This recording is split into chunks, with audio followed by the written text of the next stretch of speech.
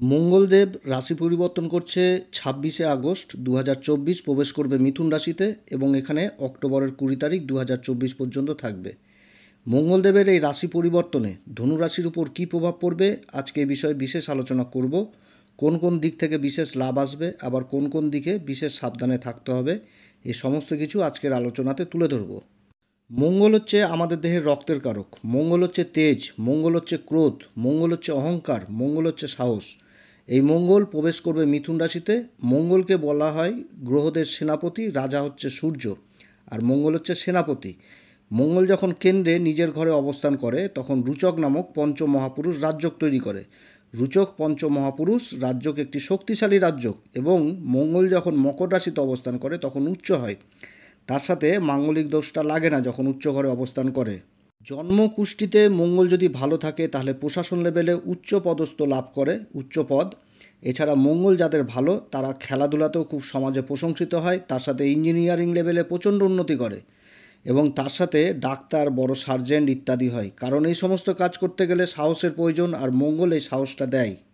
যদি মঙ্গল খুব খারাপ অবস্থায় থাকে তাহলে এই সমস্ত জাতক জাতিকারা খুব ভীতু প্রকৃতির হয়, একটুতেই নিজের উপর আত্মবিশ্বাস হারিয়ে ফেলে। সমস্ত দর্শক বন্ধুদের জানাই নমস্কার, এবং সমস্ত নতুন দর্শকের কাছে আমাদের এই অ্যাস্ট্রো এসএম বাংলা চ্যানেলের পক্ষ থেকে বিশেষ অনুরোধ করছি, যারা বহুদিন ধরে আমাদের প্রোগ্রাম দেখছেন এখনও পর্যন্ত সাবস্ক্রাইব করেননি তাদের কাছে বিশেষ অনুরোধ করছি আপনারা অবশ্যই সাবস্ক্রাইব করবেন। এই চ্যানেলের সঙ্গে থাকুন, জ্যোতিষীয় সম্পর্কিত অনেক তথ্য জানতে পারবেন এবং নিজের কুষ্টি নিজে দেখাও শিখতে পারবেন। গ্রহের গোচর সম্পূর্ণভাবেই নির্ভর করে জন্মকুষ্ঠির গ্রহের দশা, গ্রহের অবস্থানের উপর। আমরা যে ফল প্রকাশ করছি এটা আমাদের একটা প্রচেষ্টা মাত্র, এটা সম্পূর্ণভাবেই নির্ভর করবে জন্মকুষ্ঠির উপর। এটা একটা জেনারেল প্রিডিকশন। মঙ্গল বৃষ রাশি থেকে এবার প্রবেশ করবে মিথুন রাশিতে। মিথুন রাশি হচ্ছে দ্বিস্বাভাবিক রাশি। মিথুন রাশিতে মঙ্গল নিজের নক্ষত্র মৃগশিরাতে থাকবে সেপ্টেম্বরের 6 তারিখ পর্যন্ত। তারপরে আদ্রা নক্ষত্রে প্রবেশ করবে। আদ্রা নক্ষত্র হচ্ছে রাহুর নক্ষত্র, এবং 30শে সেপ্টেম্বর পুনর্বসু নক্ষত্রে প্রবেশ করবে। এটা দেবগুরু বৃহস্পতির নক্ষত্র, এবং এইখানে অক্টোবরের 20 তারিখ পর্যন্ত থাকবে। এই তিনটি নক্ষত্রে মঙ্গল গোচর করবে। মঙ্গলদেবের তিনটি দৃষ্টি। চতুর্থ দৃষ্টি পড়ছে রাশির কর্মের ঘর, দশম ঘর কন্যা রাশিতে, এবং সপ্তম দৃষ্টি পড়ছে রাশির উপর, এবং অষ্টম দৃষ্টি পড়ছে এই ধনু রাশির ক্ষেত্রে দ্বিতীয় ঘর মকর রাশিতে। অর্থাৎ মঙ্গল এই সময় তার উচ্চ ঘর মকর রাশিকে দেখবে। শাস্ত্র বলে গ্রহ যখন নিজের উচ্চ ঘরকে দেখে তখন সেই ঘরের ফলে বৃদ্ধি করে দেয়। অর্থাৎ মঙ্গল তার উচ্চ ঘর মকর রাশিকে দেখছে, যেটা ধনু রাশির ক্ষেত্রে দ্বিতীয় ঘর, ধনসম্পত্তির ঘর। এই সময়কালে দ্বিতীয় ঘরের ফলে যথেষ্ট বৃদ্ধি করবে এই মঙ্গল। মঙ্গল হচ্ছে পুরুষত্ব পরাক্রমের কারক, অর্থাৎ এই সময়ে ধনুরাশি পুরুষত্ব পরাক্রম যথেষ্ট বৃদ্ধি হবে এবং পুরুষত্ব পরাক্রমের দ্বারা অসাধ্য কাজকে সাধ্য করবে। অর্থাৎ এই সময়কালে ধনুরাশির কর্মক্ষেত্র যথেষ্ট প্রভাবিত করবে এই মঙ্গল। কারণ যে কোনো কর্ম করতে গেলে পুরুষার্থ পরাক্রমের প্রয়োজন হয়, আর এটা মঙ্গল যথেষ্ট এই দিক থেকে সাহায্য করবে এবং কর্মক্ষেত্রে বিশেষ সফলতা পাবে এই ধনুরাশি। 25শে আগস্ট মঙ্গলদেব প্রবেশ করবে মিথুন রাশিতে, অর্থাৎ ধনুরাশির ক্ষেত্রে সপ্তম ঘর। তখন নিজের নক্ষত্র অবস্থানগত এই মৃগশিরা নক্ষত্রে থাকবে এবং সেপ্টেম্বরের 6 তারিখ পর্যন্ত এই নক্ষত্রে অবস্থান করবে। আর নিজের নক্ষত্র থাকাকালীন এই মঙ্গল মহাবলী হয়ে যাবে, অর্থাৎ এই সময়কালে মঙ্গলের বলে যথেষ্ট বৃদ্ধি পাবে। ধনুরাশির ক্ষেত্রে মঙ্গল হচ্ছে পঞ্চম ঘরের অধিপতি এবং দ্বাদশ ঘরের অধিপতি সপ্তম ঘরে বসেছে, অর্থাৎ এই ঘরে অবস্থানগত মঙ্গল ধনুরাশির ক্ষেত্রে কেন্দ্র ত্রিকোণ রাজ্য করেছে এবং মঙ্গল রাশির উপর দৃষ্টি দিচ্ছে, এবং এই অবস্থানে সপ্তম ঘরের শুভ ফল পাবে ধনুরাশি। ধনুরাশির ক্ষেত্রে মঙ্গল হচ্ছে কারক গ্রহ, পঞ্চম ঘর, আমাদের মা লক্ষ্মীর ঘর, প্রেম ভালোবাসার ঘর, শিক্ষা দীক্ষার ঘর, শেয়ার বাজার, কলা বিভাগ, যে কোনো কলা, যে কোনো প্রতিভায় পঞ্চম ঘর থেকে দেখা হয়। আর এই পঞ্চম ঘরের অধিপতি সপ্তম ঘরে বসেছে, অর্থাৎ এই সময়কালে দাম্পত্য জীবনেও যথেষ্ট ভালো অবস্থা থাকবে। কারণ প্রেম ভালোবাসার ঘর হচ্ছে পঞ্চম ঘর, আর পঞ্চম ঘরের অধিপতি মঙ্গল সপ্তম ঘরে অবস্থান করছে, অর্থাৎ দাম্পত্য জীবনেও যথেষ্ট সুখের আবহাওয়া থাকবে। তার উপর রাশির অধিপতি দেবগুরু বৃহস্পতি এই মঙ্গলদেবের নক্ষত্র মৃগশিরাতে অবস্থান করছে, এবং মঙ্গল সেপ্টেম্বরের 6 তারিখ পর্যন্ত নিজের নক্ষত্র মৃগশিরাতেই থাকছে এবং রাশির উপর তার সপ্তম দৃষ্টি পড়ছে। সপ্তম ঘর হচ্ছে আমাদের পার্টনারশিপের ঘর, ব্যবসা বাণিজ্যের কেন্দ্রবিন্দু, এবং এই ঘর থেকে আমাদের রোজগারের আয় ইনকাম দেখা হয়। আর এই ঘরে অবস্থানগত মঙ্গল তার চতুর্থ দৃষ্টি পড়বে কর্মের ঘরে। কর্মের ঘরে আবার দেবগুরু বৃহস্পতিরও দৃষ্টি পড়ছে।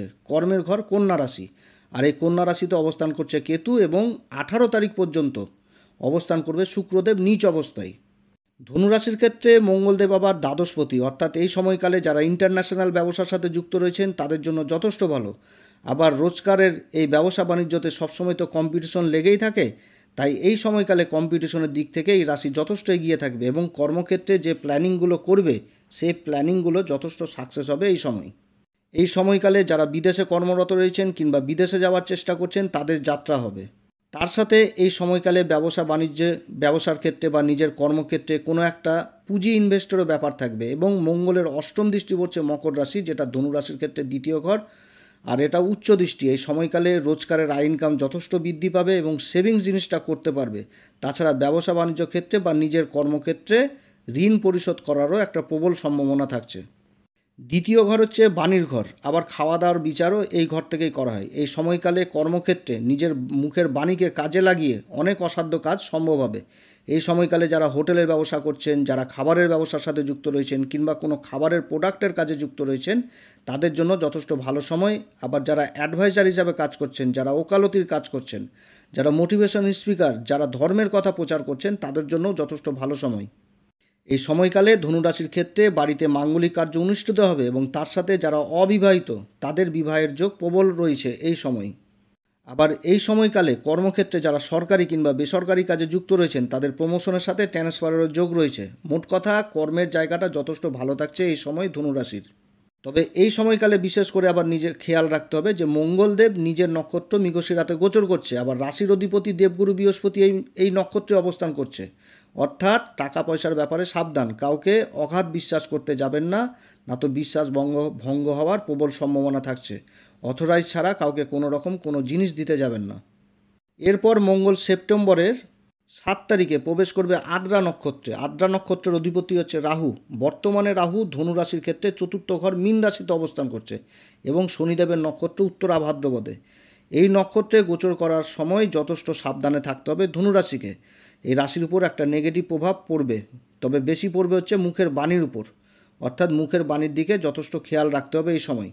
কারো সাথে বাগবিতণ্ডায় জড়িত হওয়া যাবে না, সংসারে কিছুটা হলেও অশান্তির পরিবেশ থাকবে, এই দিকে যথেষ্ট খেয়াল রাখতে হবে। এই সময়কালে জীবনসাথীর স্বাস্থ্যহানির যোগ রয়েছে, জীবনসাথীর সাথে মতবিরোধ হওয়ার সম্ভাবনা থাকছে। যারা পার্টনারশিপে ব্যবসা করছেন তাদের জন্যও কিন্তু মনোমালিন্য হওয়ার সম্ভাবনা থাকছে। এটা তো হলো এই নক্ষত্রের নেগেটিভ প্রভাব। এবার পজিটিভ প্রভাব হচ্ছে যারা বহুদিন ধরে জায়গা জমি বিক্রি করতে পারছিলেন না বা যারা সেল পারচেস করছেন জায়গা জমির সাথে যুক্ত রয়েছেন তাদের জন্য আবার এই সময় ভালো। এই সময়কালে মঙ্গলের এই অবস্থানে একটা বিস্ফোরক যোগ তৈরি হবে, যার ফলে শত্রুরাও আপনার থেকে অনেক দূরে থাকবে। শত্রুরা কোনোভাবেই পিছনে লেগে কোনো কিছু করতে পারবে না। আবার এই সময়কালে যারা মেডিকেলে যুক্ত রয়েছেন তাদের কর্মসূত্রে বিদেশ যাত্রা হবে উচ্চশিক্ষা লাভের জন্য। আবার যারা রিসার্চ জাতীয় বিদ্যার সাথে যুক্ত রয়েছেন তাদের জন্য যথেষ্ট ভালো। যারা টেকনিক্যাল লাইনে রয়েছেন, যারা সফটওয়্যার ইঞ্জিনিয়ার, মেকানিক্যাল ইঞ্জিনিয়ার, তাদের জন্য আবার যথেষ্ট ভালো এই সময়কাল। আবার যারা ইম্পোর্ট এক্সপোর্টের ব্যবসা করছেন কিংবা যারা বিদেশে রয়েছেন তাদের কর্মক্ষেত্রে আবার যথেষ্ট ভালো। তার সাথে আবার খরচাপাতিও যথেষ্ট বৃদ্ধি পাবে এই সময়। কোনো কিছু হয়তো বাড়ির রিপেয়ারিং করা বা নতুন কোনো কনস্ট্রাকশন করা, এই সমস্ত কাজে আবার খরচাপাতি হবে। যে সুখের জিনিস, শখের জিনিস নষ্ট হয়ে যাওয়া কিংবা নতুন করে কোনো শখের জিনিস কেনা, এই সমস্ত দিকে খরচাপাতি যথেষ্ট হবে। এই সময়কালে মায়ের শারীরিক অবস্থার দিকেও আবার যথেষ্ট খেয়াল রাখতে হবে। এরপরে মঙ্গল 30শে সেপ্টেম্বর প্রবেশ করবে ধনুরাশির অধিপতি দেবগুরু বৃহস্পতির নক্ষত্র পুনর্বসুতে। এই সময়কালে একটা অদ্ভুত সংযোগ তৈরি হচ্ছে ধনুরাশির ক্ষেত্রে, কারণ রাশির অধিপতি দেবগুরু বৃহস্পতি মঙ্গলদেবের নক্ষত্র মৃগশিরাতে অবস্থান করছে, আর মঙ্গলদেব দেবগুরু বৃহস্পতির নক্ষত্র পুনর্বসুতে অবস্থান করছে এবং রাশির উপর দৃষ্টি দিচ্ছে। তার সাথে উচ্চ ঘর মকর রাশিতেও দৃষ্টি দেবে। তার সাথে দেবগুরু বৃহস্পতির আবার নবম দৃষ্টি এই মকর রাশিতেই থাকছে এবং দেবগুরু বৃহস্পতির সপ্তম দৃষ্টি থাকছে রাশির দ্বাদশ ঘর বৃশ্চিক রাশি, যেটা মঙ্গলদেবেরই রাশি, এবং তার সাথে কর্মের ঘর যেটা দশম ঘর কন্যা রাশি, এই রাশিতে মঙ্গলদেবের চতুর্থ দৃষ্টি থাকছে। তার সাথে দেবগুরু বৃহস্পতির পঞ্চম দৃষ্টি থাকছে। অর্থাৎ একটা অদ্ভুত সংযোগ তৈরি হচ্ছে এই সময়কালে, যার জন্য যথেষ্ট ভালো প্রভাব পড়বে এই রাশির উপর। এই সময়কালে ধনুরাশি বিগত দিনে যে লসগুলো খেয়েছিল কর্মক্ষেত্রে, সেই লসগুলো পূরণ হয়ে লাভের মুখ দেখার একটা যোগ তৈরি হচ্ছে। কর্মের ঘরে দৃষ্টি পড়ার দরুন কেরিয়ারের দিক থেকে যে অসুবিধাগুলো তৈরি হয়েছিল সেই অসুবিধাগুলো দূর হবে। এই কর্মের ঘরে কেতু অবস্থান করছে, কেতুর উপর আবার দেবগুরু বৃহস্পতির দৃষ্টি পড়ছে, আবার এই কেতুর উপর মঙ্গলেরও দৃষ্টি পড়ছে। অর্থাৎ এই সময়কালে আকস্মিকভাবে কর্মক্ষেত্রে একটা উত্থান আসবে, যেটা ধনুরাশির ক্ষেত্রে খুব ভালো হবে। ভালো দিক, এই সময়কালে সরকারি কিংবা বেসরকারি কাজে প্রমোশনের যোগ রয়েছে, বেতন বৃদ্ধির যোগ রয়েছে, নতুন কর্মপ্রাপ্তির যোগ রয়েছে। এই সময়কালে কর্মক্ষেত্রে মান সম্মান যথেষ্ট বৃদ্ধি পাবে। যারা রাজনীতির সাথে যুক্ত রয়েছেন তারা নিজেদের কথা সমাজের সামনে তুলে ধরতে সক্ষম হবে এবং তার সাথে মান সম্মান যথেষ্টও লাভ করবে। এই সময়কালে যে যেই কর্মে যুক্ত থাকুক সেই কর্মেই রোজগারের আয় ইনকাম যথেষ্ট বৃদ্ধি পাবে এবং একটা খুশির মহল থাকবে সংসারে। জীবনসাথীর সাথে সম্পর্কও যথেষ্ট ভালো থাকবে। মোট কথা পুনর্বসু নক্ষত্রে এই অবস্থানগত মঙ্গল যথেষ্ট ভালো ফল দেবে ধনুরাশিকে। তবে এই নক্ষত্রে যখন গোচর করবে মঙ্গল তখন বিশেষ করে নিজের অহংকার, নিজের ক্রোধ এই সমস্ত দিকে যথেষ্ট খেয়াল রাখতে হবে। তারপর আবার ওভার কনফিডেন্ট এই জিনিসটার দিকেও যথেষ্ট খেয়াল রাখতে হবে। সব কিছু পারবো এরকম একটা মনোভাব তৈরি হবে এই সময়, যার জন্য এই দিকে যথেষ্ট খেয়াল রাখতে হবে। ওভার কনফিডেন্ট কোনোভাবেই নিয়ে আসা যাবে না।